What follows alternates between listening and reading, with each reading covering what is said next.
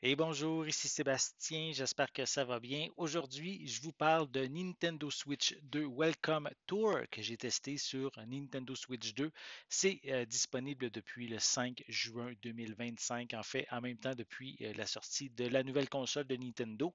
Donc, ici, Nintendo Switch 2 Welcome Tour, c'est comme une vitrine interactive pour découvrir toutes les fonctionnalités de la Nintendo Switch 2. Donc, c'est une série d'activités, soit des mini-jeux, des démos techniques. Donc, ça va nous permettre d'explorer les différentes capacités de la console. Donc, la manière que c'est présenté est quand même intéressante. Donc, on visite une sorte d'exposition, une sorte de musée, peut-être un petit peu aussi en même temps. On découvre les différentes capacités techniques en parcourant chacune des différentes sections. Chacune des sections correspond notamment comme au Joy-Con, à l'écran.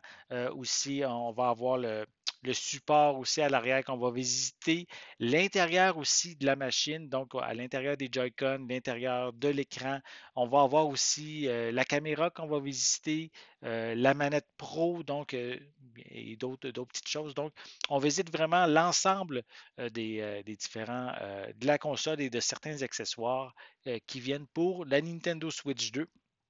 Donc, l'expérience se fait sous forme on pourrait dire de galerie interactive. C'est quand même accueillant. C'est quand même bien pensé là, de la manière que c'est fait.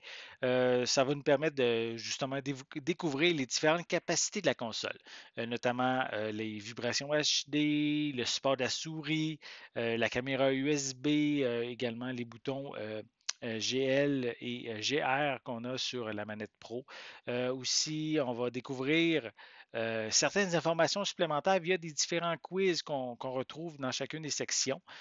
Ça permet d'avoir quand même une belle immersion pour découvrir tout ce que la Nintendo Switch a en fait à nous offrir. Comme mini-jeu, comme on pourrait dire divertissement qu'on retrouve dans cette aventure-là. On va trouver justement des mini-jeux comme trouver des pixels à l'écran, placer des formes dans la bonne place en utilisant les Joy-Con pour pivoter. On va aussi avoir à découvrir la forme des objets en déplaçant notre Joy-Con et en découvrant avec la vibration, donc découvrir quelle forme ça fait. On va conduire une moto aussi avec les deux Joy-Con dans les mains. On va jouer des maracas. On va aussi jouer au mini-pot en utilisant la gyroscopie des Joy-Con et aussi un genre de jeu de mémoire. Là. Donc, avec la souris, on va se promener sur l'écran pour découvrir genre deux cartes identiques, là, donc le classique jeu de mémoire. Cependant, quand même, oui, tout ça, c'est quand même le fun en général. Ça reste que ça devient peut-être un petit peu redondant, par contre, à certains moments. Notamment, on utilise vraiment beaucoup les capacités de la souris, peut-être même un petit peu trop, je dirais. Donc, ça, peut-être que ça a été allongé un petit peu artificiellement pour certains événements, parce que oui, quand on teste une couple de fois la souris, c'est correct, mais mettre beaucoup de mini-jeux axés sur la souris. Je comprends que c'est une nouvelle fonctionnalité, mais ce n'est pas nécessairement nécessaire pour en apprendre davantage sur la souris elle-même. Donc, comme vraiment les bémols, en fait, qu'on retrouve, c'est évidemment son prix. C'est pas vraiment un jeu, donc ça reste que c'est une aventure d'expérience, de démo technique. Au Canada, ça se vend 14,99. Pour l'expérience qu'on a en bout du compte, je trouve pas que ça en vaut la peine. J'ai comme l'impression, en fait, que Nintendo aurait dû l'inclure par défaut dans la console à l'achat.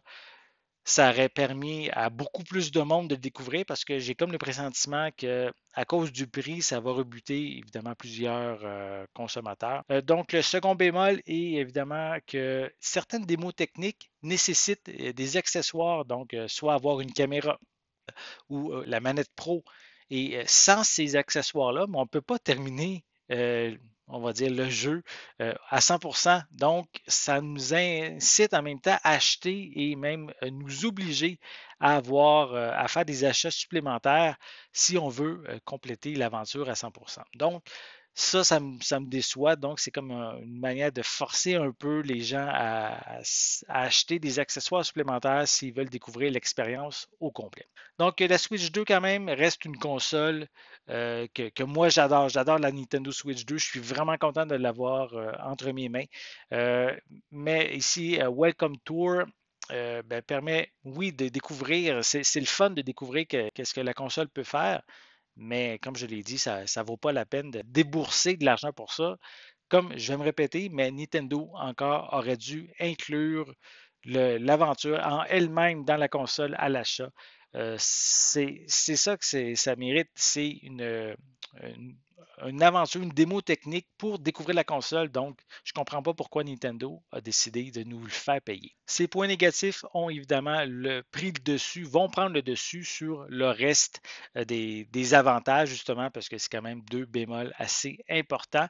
Et je crois qu'à cause de ça, plusieurs même joueurs vont décider de passer à côté et de découvrir d'autres jeux qui sont disponibles sur Nintendo Switch. C'est dommage.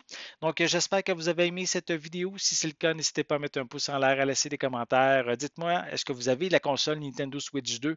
Est-ce que vous pensez vous procurer cette Welcome Tour, en fait, pour découvrir toutes les capacités, ou vous allez les découvrir par vous-même avec les différents jeux que vous allez vous procurer. Laissez-moi vos commentaires à ce sujet en dessous de la vidéo. N'oubliez pas non plus, c'est important, abonnez-vous à ma chaîne afin de rester à l'affût de mes prochaines capsules. Et pour l'instant, je vous souhaite une bonne journée, une bonne soirée et je vais être de retour très bientôt. À la prochaine.